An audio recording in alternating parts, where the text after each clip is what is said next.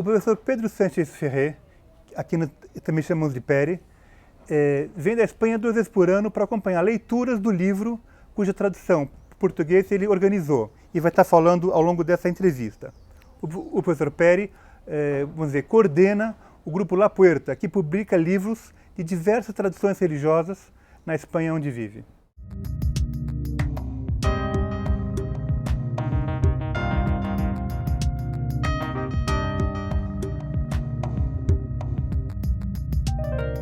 Há um Deus interior em nós que se encontra nas palavras reveladas pelo Louis Cattiot. Sim, sim. Então, aqui é o mesmo esquema, é o mesmo sistema, é o mesmo objetivo.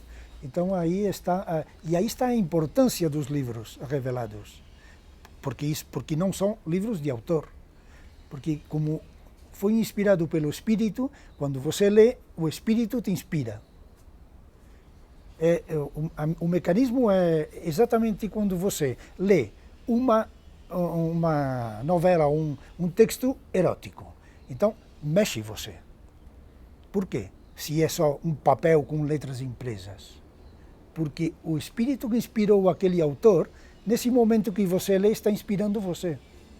Então, com os livros revelados é o mesmo, ainda que os efeitos não são tão imediatos, como foi o Espírito único que inspirou. Quando você lê, você está sendo inspirado por esse Espírito.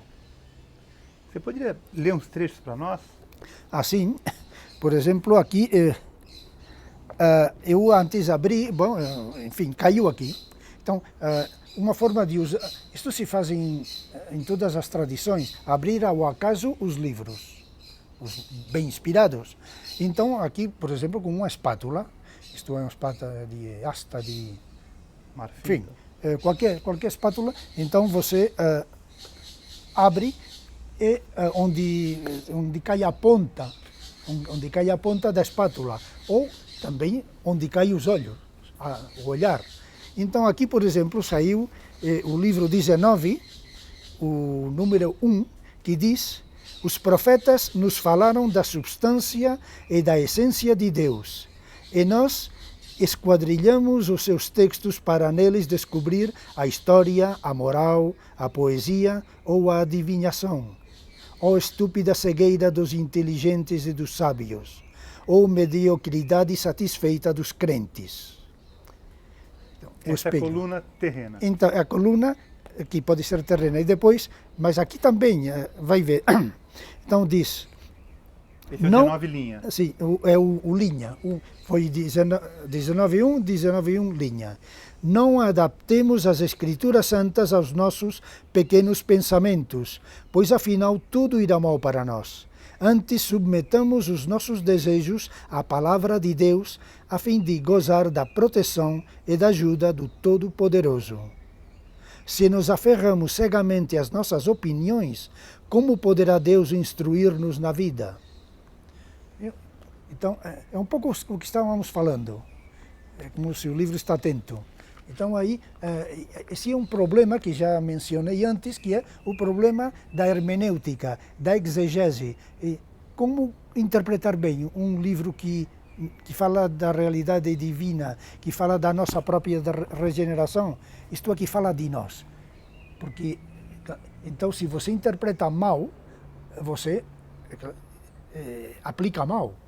Claro, se você não sabe resolver bem uma equação, não vai ter um resultado. Então, um pouco, nos livros inspirados é o mesmo.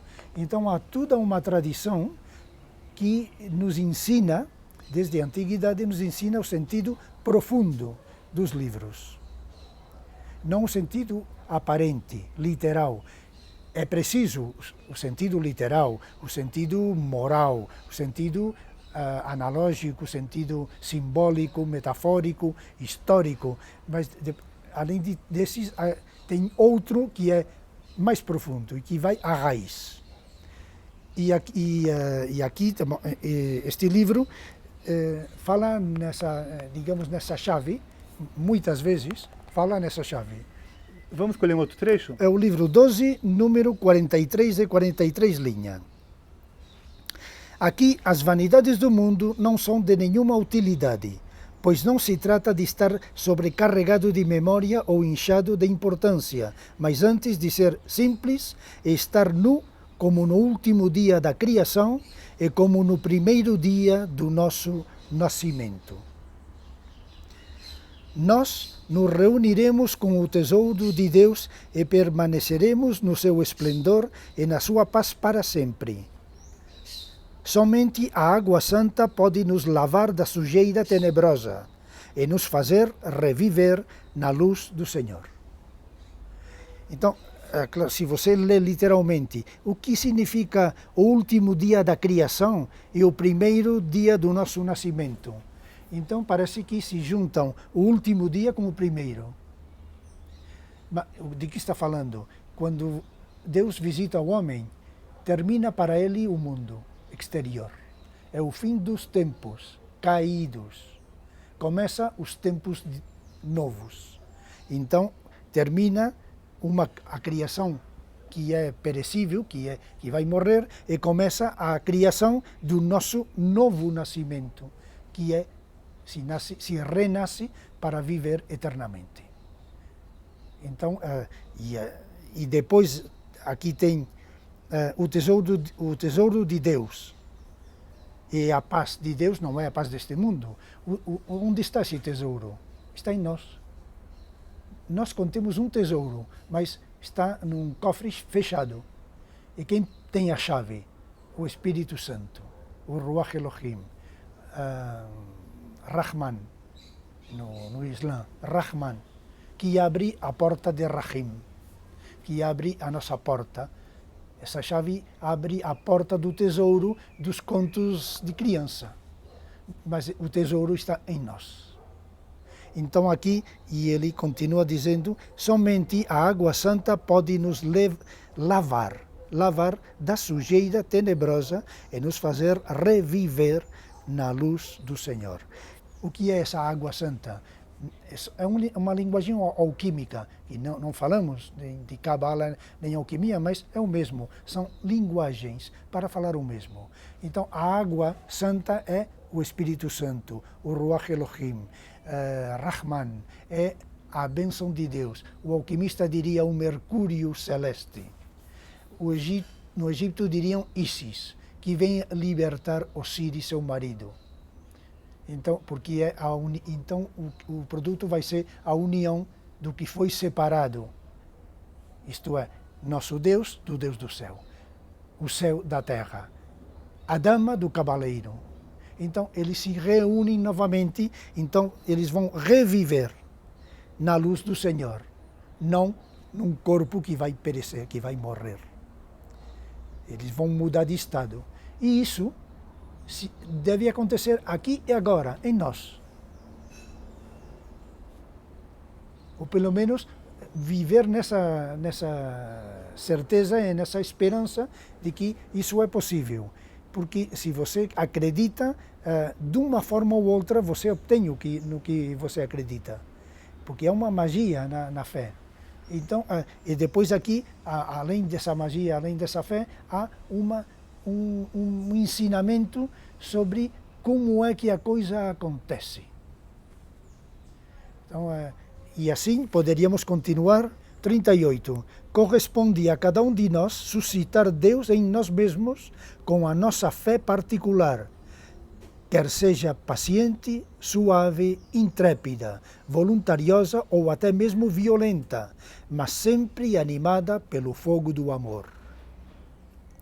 O santo que reza para conhecer o seu Senhor se abstém de imaginar o lugar, o momento e a disposição do encontro, a fim de não pôr obstáculo à união misteriosa do único. Então, está falando de nós, do ser humano. Por exemplo, o que falava das formas de expressão do livro. Por exemplo, o 34 do mesmo livro 12 diz: o novo Adão, verdadeiro Filho de Deus que veio, que vem e que virá, separa de novo a luz das trevas por humildade, amor e obediência à lei do único. a mulher e o homem interiores são os que temos de fazer emergir do caos, mediante o auxílio divino da graça que abre e do amor fecundante. Então aqui tem um ensinamento permanente sobre aquilo que nós podemos pedir, sobre como pode acontecer, sobre como nós podemos entrar em contato com Deus, mas sempre com a presença de Deus, porque o homem sozinho não pode nada. E isso não inventou Katio isso, naturalmente. Tudo já está inventado. Então, o novo Adão, na tradição cristã, o novo Adão é Cristo. Claro, são termos cristãos. É filho de Deus que, olha que diz, veio, vem e virá. Porque pode vir hoje. E nós esperamos que venha outra vez. Porque senão o mundo muito bem não está, digamos assim. E para onde vai, talvez ainda muito pior. Então é só Deus que pode arrumar isso. Mas, por exemplo, nesse versículo, será que ele não está atribuindo a Deus o que os homens devem fazer e modificar na Terra? Será que não tem uma transferência de responsabilidade? Não, é que o novo Adão, isto é, Cristo, ele separa novamente a luz das trevas, porque isso está em nós. É ele quem nos regenera, quem nos purifica. É Deus, em um aspecto pode falar de Espírito Santo ou outro nome, mas sempre é o mesmo Deus. Nós devemos agir neste mundo, nós devemos actuar, devemos buscar Deus, mas é Deus quem decide quando vamos achar. A responsabilidade do homem está aqui, perante a sua vida, claro, e ele pode escolher ficar no mundo ou buscar Deus. Aí ele exerce seu livre arbítrio, mas sem a ajuda de Deus, ele não pode se salvar a si mesmo, nem sequer pode se purificar realmente. Pode chegar a um certo ponto, como fazem os yogis, mas a verdadeira purificação é Deus quem dá, não é humana. Porque nós temos com a queda, entrou uma sujeira, umas trevas, diz aqui, umas trevas. Então, o homem é responsável e o homem escolhe, e sempre escolhe. Aquele que não escolhe nada já escolheu o mundo, porque já está no mundo. Então, a possibilidade de escolha está em, além de viver no mundo, esperar viver na realidade de Deus, imortal. Então essa busca já é o encontro, né? É uma eterna busca e por si já é um encontro. Exatamente, é assim. O livro de Amós 5,4 diz, buscai-me e vivei. Não diz achai-me e vivei. Buscai-me, é para buscadores, porque a Torá é para buscadores. Buscai-me. Então eu vou decidir quando você vai achar. Aqui e agora, ou talvez no momento da morte, mas é Deus quem decide. Mas qual é o dever do homem? Buscar Deus, que é o dever que tem para com seu próprio Deus. Porque você se tem que associar, e isso está também muito claro na mensagem reencontrada, você se tem que associar a seu Deus. Porque você é Ele, na realidade.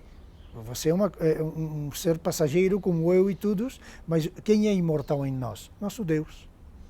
Então, nós nos associamos ao mundo só, ou também a nosso Deus, que é o primeiro dever.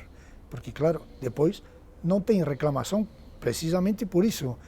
Porque você não prestou atenção, não alimentou, entre aspas, o seu Deus, e ele não te pode dar nada no momento da morte. Sabe? Como reconhecer o próprio Deus, o Deus que vive em você? Isso é uma revelação. A revelação consiste em se conhecer a si mesmo. Como diz a sentença platônica, conhece-te a ti mesmo, que era uma das frases dos mistérios de Eleusis e também de outros mistérios gregos. Isto não é psicológico, porque é fruto de uma revelação. Teu Deus parece que não fala, que não age, porque está como os alquimistas dizem, está congelado. Porque o inverno satânico congelou a queda, congelou, e ele está tampado em você, por gelo.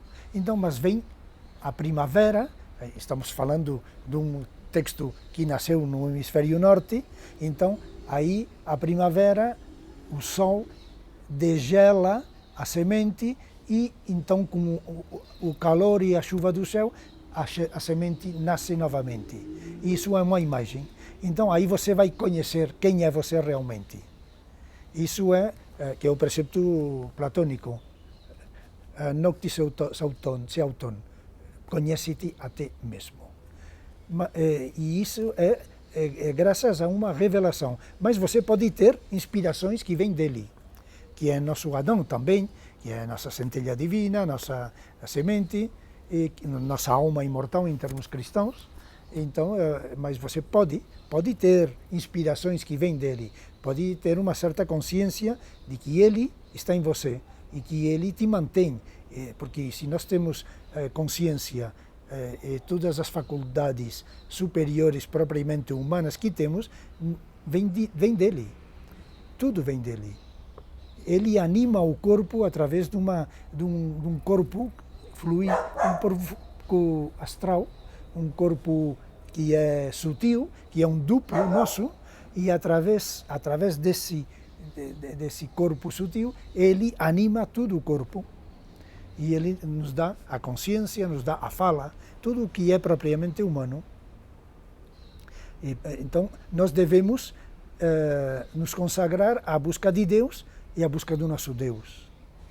Porque, sabe, a parábola do pobre Lázaro e o rico do Evangelho. Então, o rico, ele nunca dá nada para o pobre. E o pobre sempre pedia um pouco de comida para o rico nunca dá nada. Então, morre o rico, vai ao outro mundo e ele se encontra no inferno. Então, ele procura Lázaro, encontra Lázaro e lhe pede um pouco de água. Isto é, e então Lázaro fala, não posso te dar nada, porque você não me deu nada quando estávamos juntos aí neste mundo. Quem é o rico? Somos nós, que fazemos o rico. E então nosso Deus foi empobrecido, fica aí tampado. Tem pessoas que nem acreditam que tem um Deus dentro. Então o Lázaro fica aí, enfim, como morto, parece morto. Você não alimentou seu Deus, no outro mundo você não vai ter a água da vida, porque a água é a vida. Então o rico fica perdido. Como que as pessoas, Peri, podem ter acesso ao livro lendo sozinhas ou compartilhando? Como é que isso tem sido feito? Há uma forma que propôs Louis Catio, nos anos 50, de se juntar amigos, nós, por exemplo, aqui na minha casa ou na casa de outro, para abrir o livro ao acaso, e ler, comentar, comparar com outros livros. Então é uma forma de se ajudar na busca de Deus com este livro e livros revelados. É bom ter livros que você ama, seja qual seja. Então essa é uma forma de trabalhar o livro assim em grupo, e é bom porque é uma forma de se ajudar, porque o que eu não vejo, você pode ver. O aspecto que eu não percebi, ou aquele outra pessoa percebe. Então, assim, nós nos ajudamos. Por isso, tem tantos grupos no nosso mundo para se ajudar espiritualmente. E isso é importante, claro, é importante porque não é só um trabalho particular, que é o essencial, a sua relação particular com o livro, senão também com um grupo para nos ajudar. Então, o bom, mas que propôs Louis Catio, é que ele nunca falou temos que fazer uma nova organização espiritual, uma nova religião, uma nova ordem iniciática. Não. Não nascer para não morrer. Tudo o que nasce, morre. Então, não devemos nascer. Então, se você começa, vamos alugar um local, aí tem que pagar o aluguel, aquele não tem dinheiro, o outro, vamos fazer Bom, eu sou o chefe. Constrói uma igreja. Então que não haja gurus, nem chefes, nem diretores espirituais, pastores, não. Nem templos. Não, é para homens, este livro é para homens e mulheres de espírito livre, que buscam uma relação direta, sem intermediários, com Deus, com o seu Deus e com o Deus do céu. E isso é importante, homens e mulheres de espírito livre, porque se você acredita que já tem tudo, sabe muito, já não cabe mais.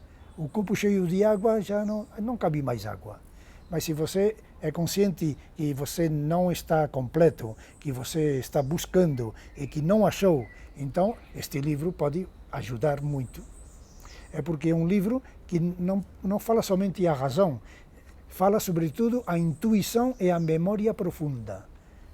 Isto é, onde está nosso Deus. Fala a Ele. Então aí está a função, digamos, que ajuda a nos acordar. E não somente a compreender este livro e os livros revelados. Não, nos ajuda a nos digamos, conhecer, num sentido espiritual. Então, todo o livro fala só isso. Então, por exemplo, aqui 64, que diz: os ignorantes do mundo zombarão da ciência de Deus, assim como dos que a buscam, e dirão: se a coisa fosse verdadeira, todo mundo saberia. Assim eles se excluem do segredo senhorial para sempre, e sua luz permanece sepultada nas trevas da morte. A gente essa que não busca nada, que nem acredita, e que esse prejuízo, digamos, popular, democrático, isso todo mundo saberia, então, mas não é assim, claro. Então eles nem acreditam na ciência de Deus. O que é a ciência de Deus? É como Deus age no homem, como Deus visita o homem, o Espírito de Deus visita o homem para purificá-lo, para glorificá-lo. Então aqui o 64 linha diz: quando tudo tiver se tornado evidente e claro, mas lá onde nenhuma mão puder esticar-se para apanhar a vida resplandecente dos filhos de Deus, quem chorará e quem se regozijará verdadeiramente. Porque é o final, claro, mas o final, quando você morre, já perdeu a oportunidade. O progresso espiritual está neste mundo. É quando você está vivo. Quando você morre, é uma coisa, ficou fixado. Você chegou até aqui, não vai mais. Não se progride no outro mundo. Você fica lá como estava aqui. Por isso os rabinos dizem, aqueles que morrem recitando a Torá, no outro mundo continuam recitando a Torá. Tudo se faz aqui. Lá já está feito. Lá só o juízo, mas que nos julgamos nós mesmos, além que Deus nos julga. O pobre Lázaro e o rico. Então, viu esse livro de que fala? Da nossa salvação. Fala de nós e de Deus. Então, por que usar o acaso? Digamos, uma espátula. Porque assim não sou eu quem abre. É Deus. Nós damos a chance ao Espírito que Ele age por nós, que Ele guie a nossa mão e que assim é Ele e não eu. É Ele quem faz. Então, porque nós sempre queremos agir, sempre queremos fazer muitas coisas, e sobretudo nosso mundo moderno. Então, sim, devemos fazer, mas também devemos calar, devemos parar, devemos repousar. Então, por exemplo, aqui saiu o 23,59 linha. Então, assim, é ele quem inspira, e não eu que quero, vamos ver aqui, vou buscar. Não, deixa que o Espírito, o único Espírito, te guie. Então, aqui ele diz o 23,60. Não, desculpa, é o 59. Não tenhamos a vaidosa pretensão de apropriar-nos de Deus só para nós, pois o Pai é de todos os que o amam, nos seus corações e não daqueles que pregam sermões profanamente no mundo. Cada homem e cada mulher são sacerdote e sacerdotisa de Deus no seu próprio lar, para a conservação e para a transmissão das Santas Escrituras e dos seus mistérios revelados. Então, isso é que agora queria falar. Então, viu, isso é muito judaico. Cada homem e cada mulher é sacerdote e sacerdotisa no seu próprio lar. É porque é uma história de família, porque o que se mantém na família é muito difícil de destruir.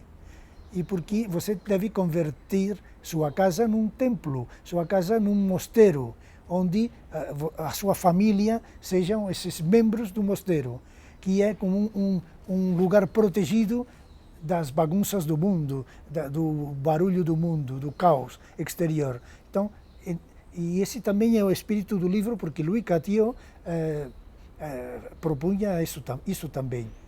Então, é muito, nesse aspecto aí, esse versículo é muito judaico e muito útil, muito prático.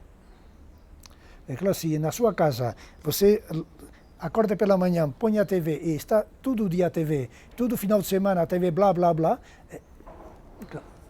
você nem tem paz, você sai do caos, entra na sua casa no mesmo caos e continua no caos. E claro que está bem ver a TV, mas claro, converter sua casa num lugar que é igual ao mundo, então, claro, a gente que não busca nada é normal, mas os buscadores de Deus têm que estar em outra perspectiva. Então, este é um livro para esses buscadores de Deus, homens e mulheres de espírito livre e que pretendem e aspiram a uma relação direta com Deus. E por isso é um livro que é compatível com todos os sistemas religiosos, todos os sistemas espirituais, escolas iniciáticas, ordens, maçonaria, religiões, é compatível com tudo, porque está na raiz da espiritualidade. Por isso é profundamente ecumênico e não se contradiz nada nele com as diferentes religiões do mundo.